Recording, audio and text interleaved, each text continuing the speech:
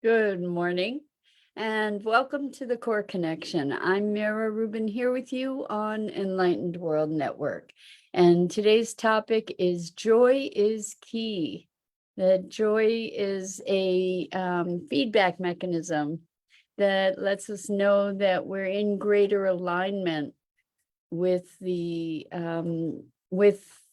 song of our soul. And it's a way that we can find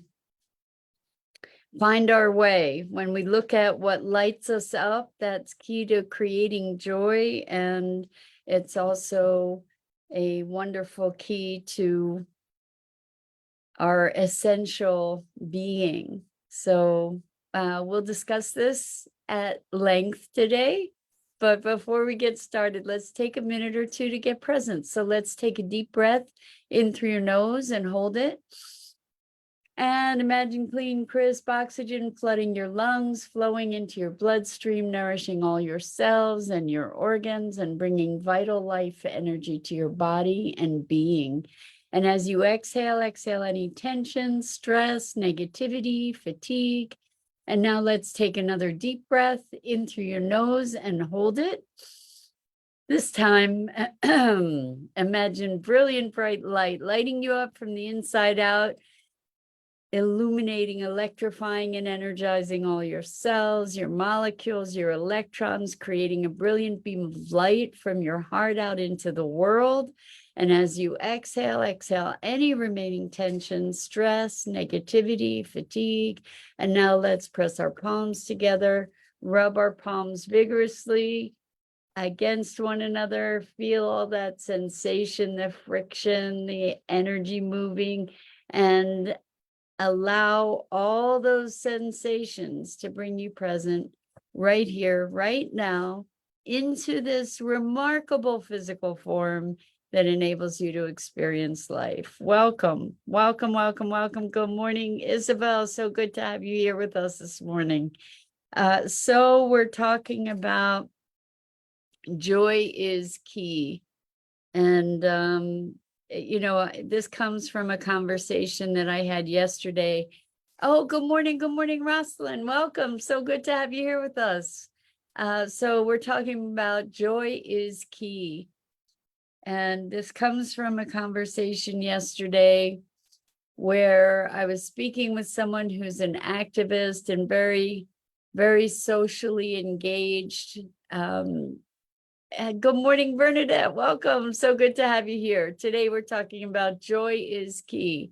So I was talking to this person who's very socially active, and what I mean by that is supporting their community that's going through a lot of struggle, and they're doing all kinds of businesses and very active in environmental causes, and just not really feeling it, just not really feeling the joy of it, not feeling engaged. It's more like it's obligation and duty. And they were mentioning that the things that they really enjoy doing are, being outside, being with their animals, being in nature, and their interpretation of these things that gave them so much joy was that they were frivolous, that in other words, joy is a waste of time, or joy is self-indulgent and frivolous. And I tend to heartily disagree. And we had a conversation last night on the movie night for Sustainability Now about what kind of world are we creating? As people who are very concerned about creating a better world, people who are aware of what we're doing to the planet, knowing that something's got to give, that things have got to change. And this was a revelation that this person came to, in fact, when we are feeling the urgency of everything that needs to be done, everything that needs to be corrected, and we're feeling the intensity of that burden. What comes up is this experience of burden and heaviness and negativity and guilt and sorrow and all kinds of emotions that are of a pretty low frequency, right? And so one of my premises is that we get to create a world that we want to be living in. Good morning, Gia. So good to have you here with us. Welcome. We're talking about joy is key. So when what we want to do is to create a world that we want to live in. The world that we currently reside in gives us all kinds of reason to be pretty negative or hopeless, or when we focus on the problems, and I'm not saying we don't have challenges, we do, but when we focus on the problems and try to fix whatever it is that's already existing, what happens is that we're bound by the energy of whatever that is, and the solutions that we arrive at are going to be kind of dictated by the boundaries of the problem that we're perceiving. And this is very different. I'm not saying that the issues don't get to be addressed. What I'm saying is it's a very different perspective from generating something to move toward, instead of trying to fix something that's broken or trying to move away from something that is broken or undesirable, to be creating something new, to be generating something to move toward. And so this notion of joy, what's happening is when we put our attention on the things that light us up, my hypothesis is that it brings us closer to our unique expression, that it brings us closer to the song of our soul that we came here to express. It invigorates, it enlivens. And what we want with that enlivenment, that we can be generative, we can be creative. And so I wonder, and I'm believing more and more, that if we can hold ourselves in a space of enthusiasm, if we follow the things that light us up, if we follow the things that give us joy, that those things are key to the discovery and exploration and experience of our unique soul song. That that it's a bit of feedback for us to recognize, that brings us closer to the fuller expression of what we each uniquely came here to express through these individual instruments. So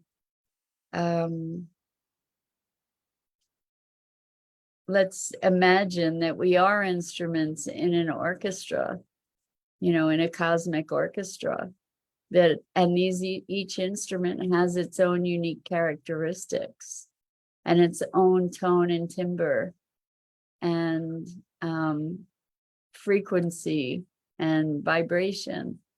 And so discovering the uniqueness of that instrument is moving us further toward being able to play our part in that symphony At least that's my imagination here. So Rosalind says, why does it come? Oh, I love it. Why does it come so easily to kids to do joy compared to adults? Maybe because as adults, the desire gets hampered from how am I going to make that happen? Oh, Rosalind, I think we're so trained out of joy. I really do. I had an experience. I don't know if I talked to you guys about this or not, but it was just kind of an appalling experience to me. I was very exuberant, and I associate joy, childlike joy and exuberance. I associate together. I was very lit up about a couple people that I just recently met, and I was seeing the potential for these remarkable synergies with these people. And I expressed my excitement about that to a friend, and the friend said, "Be careful." And I felt like I felt like a kid. Excuse me. I felt like a kid with this shiny balloon that was, with a wonderful ribbon string that I was so excited about. And I felt like that person just came and put a pin in that balloon and popped. It was such a jolt. It was really interesting, actually. And so it prompted me to say, where's that coming from? Like, be careful, because why? Because there's a threat. What's the threat? Like, it's sort of projecting fear into that moment of joy or exuberance. And then what came up was that they actually said, well, you get so excited about things. I just want to make sure that you're paying attention and not making rash decisions. And I said, so you think my exuberance, my joy, my enthusiasm means that I'm not paying attention, or that I'm not able to see the potential pitfalls? That my exuberance means that I'm no longer rational, reasonable, or discerning. It was so interesting. It's like, well, you get so excited, you get so enthusiastic. Like, it reminds me very much of the prejudice against emotion and the arguments that have been leveled historically against women, because women are too emotional. And if you're emotional, then you can't possibly be rational. You can't possibly make reasoned decisions, right? So I think, getting back around to your comment, Rosalind, I think it's easy for kids to be joyful and playful because they're not being told, meter yourself, be careful. It's not safe. I think that that children haven't been conditioned into the prejudice against emotion that so many of us experience. I remember growing up, I would say that I am a highly sensitive person, and my family, I believe, really experienced my emotion or my sensitivity as a deficit, and associated that with weakness.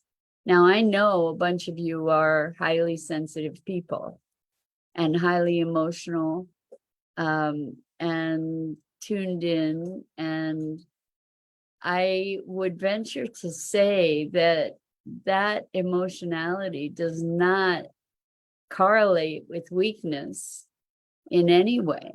In fact, to be able to bear the intensity of an emotional spectrum takes some internal mettle to be able to experience the pain, and on the other side the ecstasy, but to have that range of emotion, it's not for the faint of heart. It takes strength and courage to be willing to face a lot of emotions and the things that we confront through our more sensitive perceptions.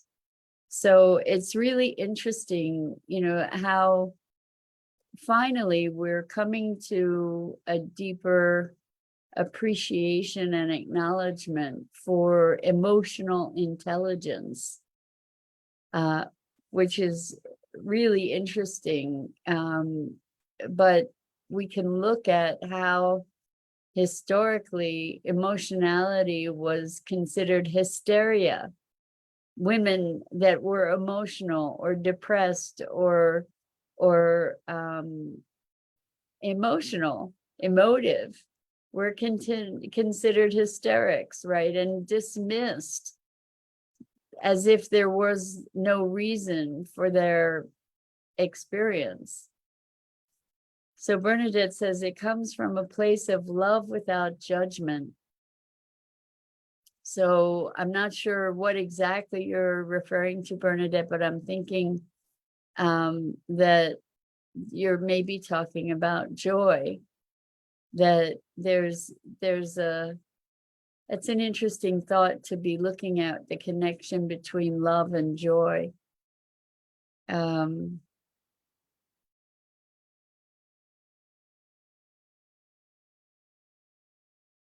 I'm just thinking of the word discernment and how discernment is such an important thing. Oh, okay. So Bernadette says, at one point titled a witch and put to death. Yeah.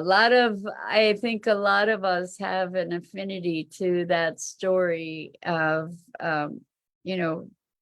being stoned to death or burned to death or drowned or tortured in various ways for being expressive of or being connected even to our sensitivities, to our awarenesses, to our knowing. And it's so interesting how many healer people I work with that have that memory or have deep issues about making their voice heard or being seen, because being seen has been associated with, in the past, being squashed. And it may be that we just are more sensitive to the collective memory around that, or it may be that there is such a thing as past lives. I don't know. Some people might argue that, but I really truly don't know. Or parallel dimensions. But this notion of our truest expression being something that brought with it a death sentence. So how's that for quashing your expression, right? So Bernadette says, being different from others and feeling the compassion for another makes most of us not acceptable. Interesting, Bernadette. So I think that there's a shift that's taking place. Certainly when I was growing up, that might have been more the case. And maybe when you were growing up, I see that there is more compassion's becoming more popular. Sensitivity and emotionality is gaining some positive traction. When we talk about emotional intelligence rather than hysteria. That's a wonderful evolution. Bernadette says, I'm sure I was rich in a past life. Don't remember it, but definitely feel robed. Interesting. Well, it would make sense. This is interesting. I came across a comment around past lives yesterday saying that's why so many people have the same memory of the same past life, is that maybe there's this, and I believe there is this morphic field that we all, or this collective consciousness that we all tap into, and different elements of that awareness resonate differently for different people. And so maybe it shows up as the experience of a past life. Bernadette says, is it compassion or just wanting to be counted and heard? LOL. I think it's probably both. And I think we get to move from an either or perspective on life and experience to a both and. Like, it's this and that. You and I have the same, let's say we're experiencing an event together, and it's not that I'm right and you're wrong. It's that we're both right in our own perspectives, and how from that place do we then generate something that can unify us. So I've told you guys about this course I'm taking called the Regenerative Practitioner Series, and they talk about a triad with an activating force, a restraining force, and then a reconciling force that is generated by the activating and the restraining forces. So bringing those two elements together, it's possible to generate a third that is a kind of a transcendence of the limits of the polarity. It's like a unification, reconciliation, or a regeneration of something new. So when we say, is it this or that? If it were both, what new might come from that? What might we be able to generate from that previous dichotomy that would create some kind of unifying and generative third option? This is the third way, so to speak. So getting back to joy is key. When we do things we enjoy, if we find ourselves judging those things as frivolous, I think we get to look at what is life about? What is life about? If the things that make us joyful are frivolous, then what's the point? So something, we're talking about the world that we want to create versus the world that we exist in. We are socially conditioned to revere suffering and struggle, and to dismiss joy and pleasure and ease. And how twisty is that? I mean, wouldn't it be lovely to live in a joyful world instead of a world where we're struggling and suffering, and that's elevated as meritorious in some way? It's crazy. Bernadette says, understanding the difference and being okay. Yes. So when we're talking about people with different vantage points, being able to recognize that your truth and my truth, and I'm not talking about alternate facts, I'm saying in the same situation, your truth and my truth are both present and real as our truths. but it's not truth with a capital T.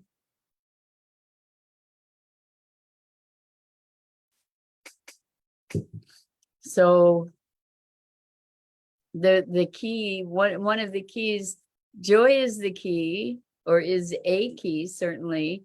And one of the keys to experience joy or experiencing joy is to give ourselves permission to value joy. And I have to tell you, joy wasn't even in my vocabulary for most of my life. It wasn't something that I valued at all. It wasn't on my radar. And I'm coming into awareness around how it's a really important metric of how connected we are to ourselves. You know, joy comes from alignment with oneself and being present to the drive, the impulse and drive to express our vitality. So, you know, I have to say it's quite interesting to see that radical shift in my awareness around joy. I used to believe that joy was frivolous as well. I did. And I'm just realizing, just remembering that actually, that I sort of had a disdain for joy, you know, as a priority. And now I get it. Like when we are in our element, when we are in alignment and expressing our essential being, there is a joy to that. There is a natural exuberance to that. And it's sort of a confirmation of that alignment.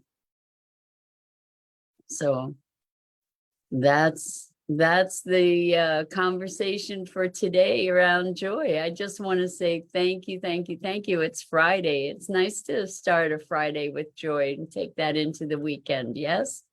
So I'm Mira Rubin. This is the Core Connection. And I go live here each weekday morning at 9 a.m. Eastern on the Enlightened World Network Facebook page and YouTube channel.